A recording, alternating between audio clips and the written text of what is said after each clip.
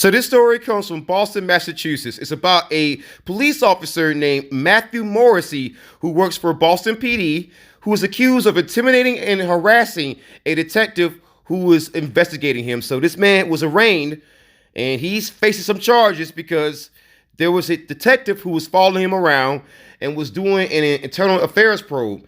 And so instead of just cooperating, Matthew Morrissey decided to make some threats, follow the guy around, go stalk him, and make the detective feel like his family was in danger. So let's get into the story here. And so Morrissey has been charged with intimidation of a witness and harassment. So Morrissey was being looked into because he was found to be in violation of the city's residency requirements.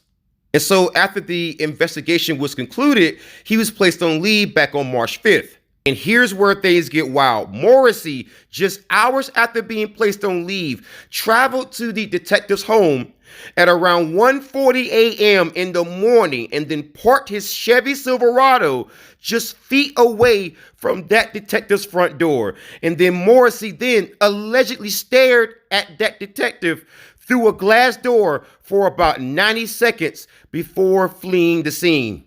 And that was just one of 3 incidents. There's more. Back on October 26, 2021, the detective was conducting surveillance on Morrissey at a restaurant. And then Morrissey pulled up next to that detective and just sat there for about 2 minutes before driving off. And then a week later, Morrissey found the same detective in another parking lot and started circling the vehicle just over and over and over again. And authorities say the incidents have caused great concerns for the family of that detective. And so right now, Morrissey has been released on personal recognizance in order to stay away from the fellow officer's home and the anti-corruption division of the Boston Police Department. That is just wild, man.